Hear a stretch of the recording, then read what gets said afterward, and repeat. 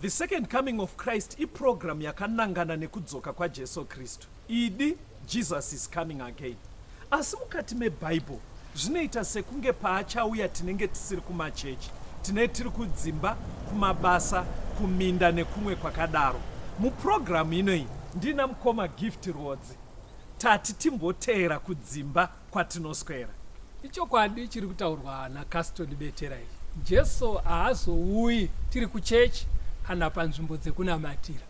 Achauya tiri kwatinoswera kwakasiyana siyana. Ikoko kwacho kwatinoraramira. Kungaa kumabasa, kuzvikoro, kudzimba. Ndosaka tati muchirongwa chinechi titenderei timbozotandarira ikoko kwamunoswera, kwamunoraramira. Vari kutisira musign language ndishailet chakabveyo. Mukoma ndokumbira kuti mukwasira vateereri. Vateereri tinomuchingamidzai kuchirongwa The Second Coming of Christ. Muchidzidzo chakapfuura chaive nemusoro wenyaya yokuti chikristu nemhuri part 2. Zvakanyanya kubuda ipapo taiona mamiriro akaita mhuri dzakasiyana. Child headed families, family namai vari single asi vachirera mhuri yavo. Tikaona muenzaniso waAna kuna Luke 2 aitorarama ari ega afirwa nemurume wake. It's a family, mafamily ana Abraham, mafamily ana Noah. Ndo patakasira mukoma. Ndaona muruda ukodini. Ya tafunga kuti titi chikristu nemhuri part 3. Ya part 3. Ya part 3. Okay, chikristu nemhuri part 3 ndo chidzidzo chedu nasi. Titungamire. Saka takaona kuti mumhuri dzese idzodzo mienzaniso yatakatora vaishingairira kuenda kudenga. Okay. Zvisinei necomposition yemhuri. Okay. Rega titi nhasi timbonobata imwe pfungwa. Okay. Panyaya dzemhuri. Inobva pane imwe ndima yatakaverenga. Okay. Abrahamu achitipa umwe muenzaniso. Okay. Kuna Genesis 24 pavhesi ya2 kuenda pa4 pane pfungwa inonobuda ipapo. Okay. Genesis 24 verse 2. Abrahamu akataura nemuranda wake waive mukuru weimba yake, waichengeta zvose zvaakanga anazvo achiti, chimboisa chanzva chako pasi pechidzva changu, ndikupikise naJehovha Mwari wekudenga naMwari wenyika, kuti haungatorere mwanakomana wangu mukadzi kuvanasikana vevaKenani vandinogara pakati pavo, asi uende kunyika yangu nekuhama dzangu unotorera ikoko mwanakomana wangu Isaka mukadzi. Panapa tiri kuona pandima yemaverenga mufundisi. Yes. Tiri kuona Abrahamu ari kutaura naEliasa, muranda wake mukuru. Pane chinhu chaari kutsimbidzira kana manyatsobata zvakanaka. Chaari kuti ndoda kuti unoroora kuhama dzangu. Ari kutsvagira Isaac mudzimai. Asi hanzi usamutsvagire muno mundudzi dzemuKenani. Okay. Enda kuhama dzangu. Na zvoda vamwe vanogona kuti Abrahamu aive nerusaruro. Munhu ari resist. Resist. Okay. Kana kuti muri munyika imwe chete anogona kunzi ari tribalistic. But ndizvo here zvanga zviri Abrahamu. Ndo patoda kuti papo sei akadaro. Ndo patiri kuenda ipapo. Kuti tinoona kuti nemhaka yei akadero. Ande ndoda kuti mundiverengere ndima mbiri idzi dzinotiburitsira kuti nemhaka yei Abrahamu akaita zvaakaita izvo. Okay. Kuna 2 Vakorinde 6 pavhesi ya14 kuenda ku16. Okay. Mugoverenga Deuteronomy 7 vhesi ya3 na4. Vakorinde vechipiri chapter 6 verse 14 kusvika pa16. Musasungwa zvisina kufanira pajoko pamwe chete nevasingatendi, nekuti kurarama kungava neukama hweiko nekusarurama. Chiedza chingayanana seiko nerima, Kristu unganzwana seiko naBheriari, unotenda ungava nemugove weiko naasingatende. Temberi yaMwari ingatenderana seiko nezvifananidzo, nekuti isu tiri temberi yaMwari mupenyu. Mwari sezvaakareva achiti, ndichagara mukati mavo nekufamba mukati mavo, ndichava Mwari wavo, ivo vachava vanhu vangu. Deuteronomy 7 verse 3 na 4. Usawanana navo, usapa mwanakomana wake mwanasikana wako, kana kutorera mwanakomana wako mwanasikana wake, nekuti uchatsausa mwanakomana wake arege kunditevera, kuti ashumire vamwe vamwari, naizvozvo Jehovha uchakutsamwira kwazvo. Now uri kuona kuti Abraham paairayira muranda wake aimurayira pfungwa yaMwari pamarriage. Yekuti kudii? Mwari pamarriage anoti musaroresane vanhu vane kutenda kwakasiyana. Okay. And anokufananidza nekubopa. Zvekubopa mombe pajoke. Ukamboona kuti chero kukurima chaiko mukabopa mbiri dzisinganyatsokudhonzerana foro inobhenda bhenda. Haparimike zvakanaka. Plus kubhiridha kwakawanda. Unoziva unonzi kubhiridha here, uchaziva here. Inenge ichidzipwa nechitrobho, piyana imwe yatarisawo kuimwe yaita so. Handitozvona. Saka Mwari ari kuti pamarriage, pajoko remarriage, musabope dzine kutenda kwakasiyana. Ona, Mwari haana kungosiya angoita sedimikira. Abva ati ukanotora muroora kumupa kumwana wako ane kutenda kusiri uku kwandiri kudzidzisai, kana kunotora mukwasha akasiyana kutenda kwake nekwenyu uku, iye anotsautsa mhuri yako kubva pakutenda kwandinoda. Andiri kuibata. Auya uyu anomutsautsa nemhaka yei, because vamanobva vati iye kaanogona kumutsautsawo kubva pakutenda kwake kwakarasika achiuya kune zvaMwari. Areka titore muenzaniso. Ari kurayirwa zvinhu izvi mukoma ndiani apa? Kana ndanzwa zvakanaka, hapasi kurayirwa musikana nemukomana, pari kurayirwa maguardians acho, vabereki. Ndo vari kurayirwa kunzi onai nyaya iyi. But challenge inenge iripo yezvinoka, ari kunyanya kulidha pakuroora musikana wacho nemukomana, panoitwa sei? Ipapo nyaya yatotsveyama. Handitozvona. Hatiti vabereki ngavamanikidzire. Aiwa, I know. Asi ukatarisa kwatakabvira nenyaya, basa remubereki kudzidzisa kubva mwana achiri mudiki, oziva nzira dzaMwari, kuti hatiite chakati, hatiite chakati, hatinorore kwakati. Ngozi wakura kuti mugoti unotwasurwa uchiri munyoroka. Mwana ngaasvike pazera rekuda kunoroora nekuroorwa akutoziva kuti uko ino-go area. Pastor, ndakunzwai. Ndoda kubvunza semwana muteerera ari uko, ngatingomupai zita rekuti Melissa kana kuti Rumbi. Obva ati, Pastor, zvamuri kutaura ndazvinzwa. But you know what, kunyange takasiyana hedu kuchechi kwatinoenda, he is so understanding. Iwe chinonzi understanding. Aiwa, taurai muchizwa mutaura nemwana. Ndoda kutokutaurirewo kuti kana waunotaura netimu rako, anogonza ana understanda sei achitadza kuundastanda kuti Mwari anoda kunamatwa. Ari kuundastanda chii kana atadza kunzwisisa kuti Mwari anoda kunamatwa. Ndomubvunzo wanofanira kubvunza. Iwe unonzvenga kana uchitaura nevafana vako, ibva wangovataurira zviri direct, wauri kundiunzirawo kuti anoundastandei kana achitadza kuundastanda Bible risimple. Okay. Plus uwedzere uchiti utore kapu mbiri dzakaenzana. Right.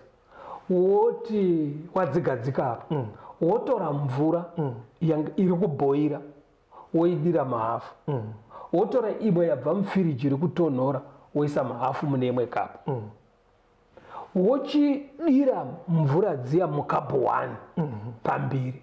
Yanga ichibhoira inoramba ichibhoira. Kuyanga ichitonhora inoramba ichitonhora. Dzinenge dza lukewarm. Right. Kurava kuti yanga ichibhoira inopombodzwa, inodzikira kupisa kwayo. Yanga ichitonhora inokwidzwa. Saka ane advantage kana maroorana vanhu vane kutenda kwakasiyana ndeasinganamati. Alright. Anogona kunzi katemburicha kake kwidzwe kodziya mbichana. But uyanga achinamata anotopombodzwa. Anopombodzwa. Ndozviri kutaurwa naMwari pana Deuteronomy. Anopombodza vana vako pakunamata. Zvine ngozi yei? Toda kuti uone. Kuna madzimambo ekutanga 16. Alright. Verenga vhesi ya 30 na 31. 1 Kings chapter 16 verse 30 na 31. Dzanounderstand. Iwo mwana wako iwo reka zvako. Ahabhu mwanakomana waOmri akaita zvakaipa pamberi paJehovha akakunda vose vakamutangira. Chakanga chiri chinhu chidiki hacho kwaari kufamba muzvivi zvaJerobhoamu mwanakomana waNebhati. Asi wakawana Izebheri mukunda waEdhibaari mambo weZidhoni akandoshumira Bhaari akanamata kwaari. Uri kuona Ahabhu anga ari muIsraeri. Yes. Ende kana muchidzidza pamusoro paAhabhu kunonzi pakuronga zveutungamiriri aikona. Chero kuronga dzihondo nekuita sei aikona. But anga aine utero hwake huri maari. Asi chakazonyanya kukushidzira kuti paite dambudziko akanorora Jezebheri mukunda waEdhibaari vainamata vaBhaari zvifananidzoko. Jezebheri anga atori muroi kana muchidzidza. Ndiye akanororwa naAhabhu mambo wokwaIsraeri. Ndopakatangira bongozozo ipapo. Ndobva zvavhinga ende zvinozoita. Saka paakauya majeka akauya neuroi hwake. Ende Jezebheri aitonga murume aive nesimba kudarika murume. Alright. Chimwe chinhu chaakaita futi kuurayisa vanonamata nekushungurudza vaprofita vaMwari ndiJezebheri. Akapedzisira akonzera vaIsraeri kunamata Bhaari, kunamata zvifananidzo. Ende wanzwa here pandima yekuti iye Ahabhu akakunda vamwe vese vakambotonga pakuita zvitema zvakonzerwa nemarriage. Saka iwo hanzi munhu anounderstand. Chinotanga chi pastor ngatibatsiranei pamarriage. Muri kungomhanya ndikuona kuti matauriro enyu kutaura pachidhara hamusi kuona. Chinotanga chi pastor because I understand munhu unorora munhu akufadza even mumaziso. Chinotanga kufadzwa mumaziso ekakuti unotanga watsvaga kuti anonamata. Right. Chingatange andingoti zvinogona kusiyana-siyana ndoda kungonzwa general. Because chiri kuitika muri kuzoya nechidzidzo ichi vafana vanguko vatone musikana avayevedza. Regera nditi handizosiyira kuti iyi ingagone kukubatsira. Takamboita chidzidzo second coming chaitaura mhuka dzisingadyiwi nevanonamata. Yes, I remember. Zvinanatsuro, nguruve. Ikakangwa mboma inhuhwirirere. Inonhuhwirira. Saka haidyirwe kunhuhwirira kana kuti yadayira Sauli. Aiwa. Yanzi naMwari idye ihere ndopane nyaya. Saka kana atsvukirira ari kokoko adzidza ari kokoko Mwari vari kuti don't. Mirai makadaro vateereri tiri muchidzidzo chiKristu nemhuri part 3. Mirai ndimbovabata vakadai tinzwe rwiyo tosikosimudzira papfungwa iyoyo.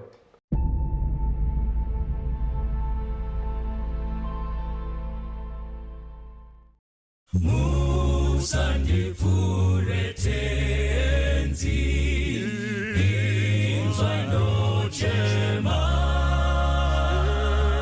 apo madaidza vamwe musandivhure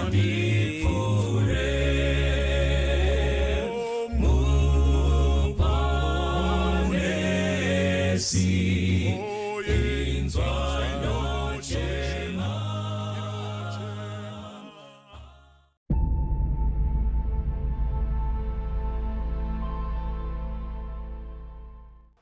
Tukuenderera mberi. Pane panda kubatai kuti mirai pfungwa iyoyo timbonzwa rwiyo. Mamuchiti kudii? Tandichiti nini kana chinhu chakarambidzwa hazvireve kuti hachinakidze. Hazvinoti zvinhu zvese zvakarambidzwa zvinovava kana kuti ukangosvika kwazvinotanga kunzwa hunye kuvaviwa kana kubayiwa. Aiwa hazvidaro handiti wazviona. But pfungwa yaunofana kuti udzidzise vechidiki ndeyekuti pakutombotsvaga kwacho Mwari ari kuti regai kutarisa kunze. Tsvaga musikana wako pakati pevane kutenda kumwe chete newe. Ipapo ndipo wotsvagira anokusimudza muviri wako. anokufadza maziso unofanira kutanga wapinda correct paddock, mupaddock iri correct utsvagira imomo wozoona kuti akufadza maziso acho ndeupi, but kutenda kwatoverifiwa. ari kunze uko inogo area haufaniri kutombozviisa mupfungwa mako kuti kungaite mudzimai kana kuti kungaite mukwasha wababa vangu. Ko kana uchiri kutamba ujaya, kana uchiri kutamba ujaya unoinzwisa here language uri kuda kuti hamusati manzwa here kwamuri vateereri kuti pane baba vekuti toti vaakuita musikanzwa ivo vakaroora vari kuita zvemagirlfriends, unogona kunzwa chikumi ndonzi joe kuinga hakure nhai murume mukuru asi haana kutamba ujaya kani. Saka statement iyoyo inotaurwa vachida kuedza kureva kunge kuti nguva yeujaya inenge inotenderwa kuti umboita zvese chero kwawaenda, asi kana waakuroora maybe wochizotsvaga wemudanga riri correct. Ndopandoda kubvunza kuti ipapo pamukutaura rega timbonzwa rimwe jaya iri pana mabasa 16 verse 1 to 3 kuti kana ari majaya ari kuenda kudenga unotambwa sei. Acts of the Apostles chapter 16 verse 1. Akasvikawo paDebhe neListria. Zvino ipapo paive nemumwe mudzidzi wainzi Timoteo, mwanakomana womukadzi mutendi waiva muJudha, asi baba vake vaive muGiriki. Iye waipupurirwa zvakanaka nehama dzepaListria neIkonia. Pauro akada kuti aende naye, akamutora akamudzingisa nekuda kwevaJudha vaive munzvimbo idzo, nokuti vose vakanga vachiziva kuti baba vake muGiriki. Now atimbosiyai zveugiriki nanamai nanani uri kuona here kuti Timothy anga riri jaya asi aive nechikristu chaipupurirwa munharaunda zvokuti pakati pevatendi pakasvika Paul panzvimbo iyi vakati panapa tine mukristu, mufana uyo mukristu. Handiti wazviona kureva kuti kana kunzi jaya kana kuti hujaya istage yekukura paunongobvura napo wabva kukakomana kadiki wakuenda kumukomana mukuru uri munzira yekuzonoita baba. Saka hujaya hazvireve kuti hunzenza kana kuti hujokwe. Ujaya neumhandara hazvisi kureva kuita upombwe. Kunzi ari kumbotamba ujaya, hapana dariro riri kupindwa rekuti vanhu vanotamba varimo aiwa, asi kungoti vanhu vanoti zvinhu zvisina unhu, zvisina kuzvidzora, unzi ari kutamba ujaya. Ujaya hunotambwa pachikristu. Pane vari kuenda kudenga, matambiro acho ndiwaya ekunamata. Saka akaitwa naTimoti. Saka vanhu vanenge vachikanganisa pavanoti kutamba ujaya zvoita kunge kureva kuita unzenza, chijoki, kurara navasikana, kupururudzira unhubu, kupesvedzera zvinhu zvakatsveyama muvanhu. Handiti wazviona. Wakamboona kuti vanhu vane maitiro avanoita kungonzi ndezvababa wake chaizvo, iye achiita unzenza. Zvoita kunge zvinonzi zviri right nekuti zvaitwa nababa. Nekuti zvaitwa nababa wake kana kuti akatodza sekuru vake. Saka pfungwa iri wrong here pastor yekuti unonzwa ichinzi azosetla manje. Unonzwa kuti vanenge vachiti kudii vari kureva munhu angaitozikanwa nzi akambodana ningi akadana ningi akadana ningi. Saka pavanenge vaiti azosetla vanenge vanzwa guwa rekuti anenge auda unobvisa mari. Muzano ramwari hazvisi kuakomodhetwa here izvi. Hazvipo izvi, hazviko zvinhu zvakadaro izvozvo muzano ramwari. Muzano ramwari vana vakura vachirovedzerwa hunhu, vanofamba mutsika dzamwari dzekuzvibata, kuzvidzora, omira kana yanguva yekunowana opinda pakuwana. Ende hazvina madambudziko anotevera. Unoziva kuti zviunze akazotamba izvi azosetla, kune dzinenge dzichibva kuya dzichimutevera. Iwe uri mufundisi iwe, ingani dzaunodedzerwa dziri kubva mumafaira ekudhara. Ingani dzimwe dzacho ari kuhigh school dzinomutera amumba. Saka ngatichidai so pastor, ndikunzwa muri kuemphasiza pakuti mwana akakura kubva ari muduku achirayirwa nzira, but kune vasina kuwana mukana wekunzwa zvidzidzo zvakadai. Muri kuti kudii vanga vachitamba ujaya? Taurai nelanguage yakanaka, because musangoasuma kuti munhu wese akura achiudzwa Because mukatarisa pandoda kuti mubatsire pastor, zvinoita sekunge mwana achikura paanonosvika form 4 form 6 pari nani, zvoita kunge paakubva form 6 achienda kucollege inguva yeunzenza, zvoita kunge apedza college achiroorwa ochidzikama. Ndoda kuti mubatsire muzera uyu wepamacollege, zvinoita kunge zvinonzi period iyo ikai tambai ujaya, itai unzenza, itai ujoki.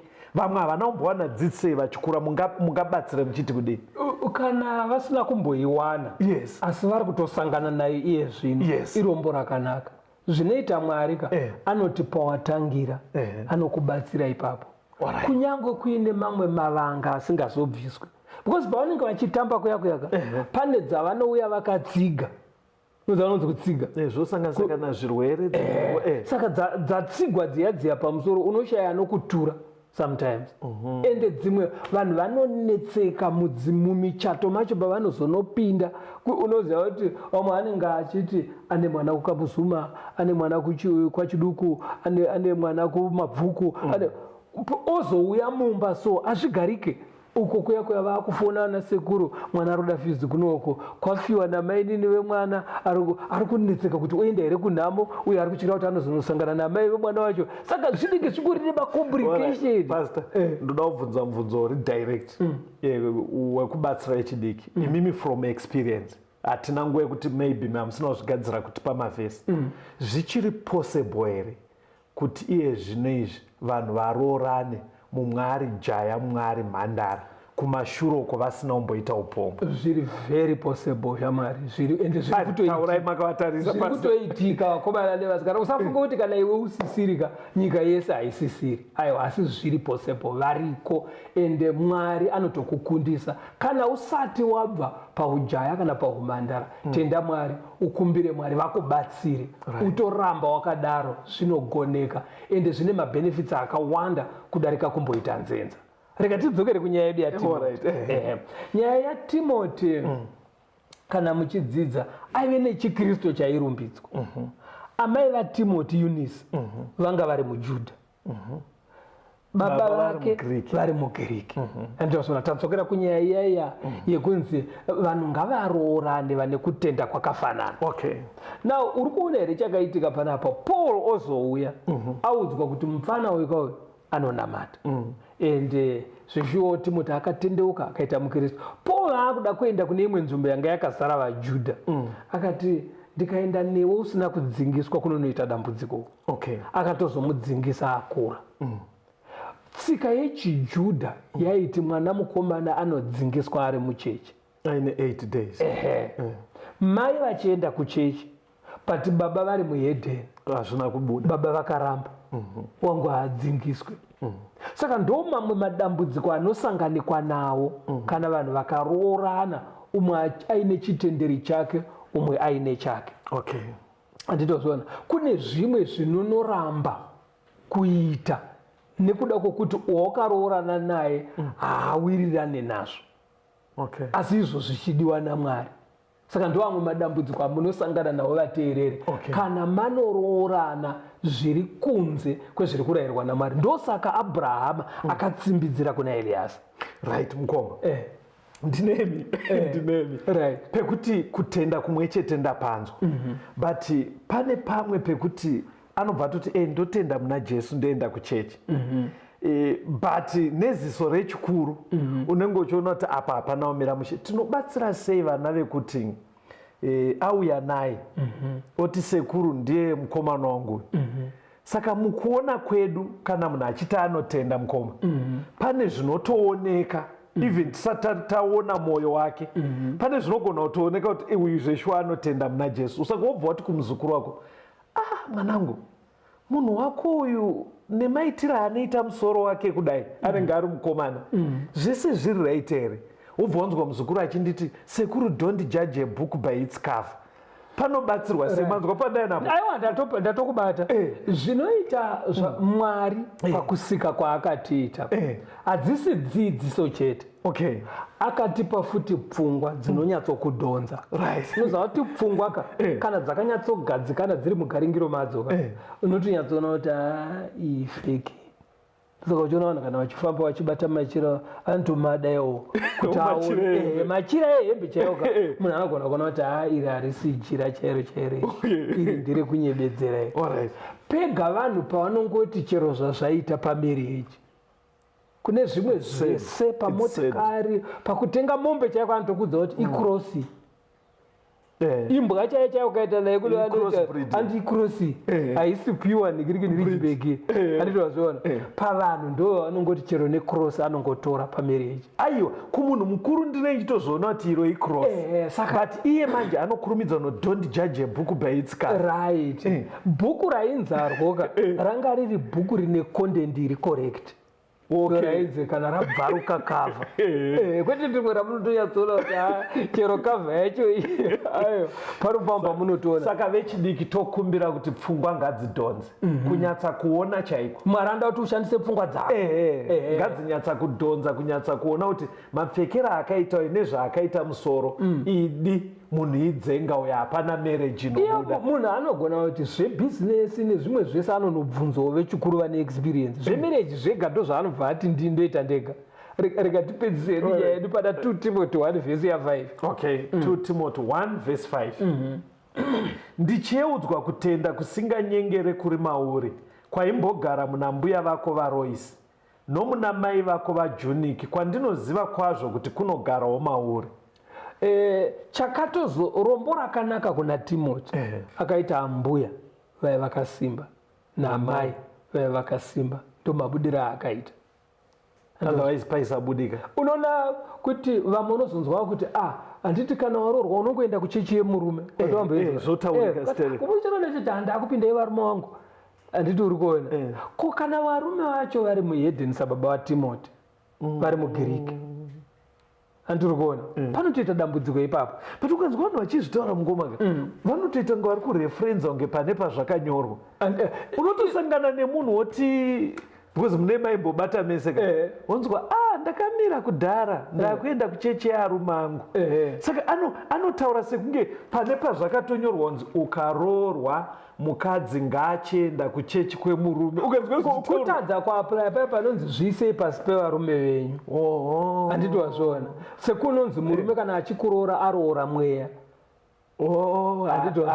kutorasika ikoko kana chinzi teedzera murume ko kana murume akananga kugehena akatosarudzira woenda kugehena ende unomboona confusion inoitika mudzimba dzakadaro kuti baba vane chechi yavo amai vane chechi yavo handiti saka kana vazodzoka kumba vana vobuda nani apa yekutomboti kuchechi iri nani mai vanenge vachienda kuchechi baba vari vemashaya vana vaswera vachiimba dzekuchechi naamai vodzoka kumba baba vakatega demhere mbira vari kuinonwa kuna sai saka vana vanodayira ropi rekuiyo ipapo ukona confusion iri kuiswa muvana saka mwari ari kuti bopai dzine kutenda kwakafanana panyaya yemarriage zvine madambudziko akawanda asingaoneka vanhu vasati vapinda mumba ndoda kuchallenja vechidiki vanga vari pachirongwa chanhasi vateerera vechidiki vese vasati varoora ndokumbira kuti pamanzwa chidzidzo chanhasi isai message pafone number dzichapiwa napastor Rodzi. Phone number idzodzo dzinobatsira kuti mupiwe link yekupinda mumagrupu munotumirwa zvidzidzo. Vandiri kukumbira kuti isai message vanzwa chidzidzo ichi mungoti pastor tazvinzwa ticharoora kana kuroorwa nevane kutenda kumwe chete. Zvatokwana ndo homework yenyu kungoisa message kuti pastor tazvinzwa ticharoora kana kuroorwa nevane kutenda kumwe chete Mwari achitibatsira. Ndokumbira kuti muoneke vateereri mubva mawapa phone number. Tinotenda batai number idzi 0716 452 086 0716 452 086. Mwari vave nemi tigosangana muchikamu chinotevera.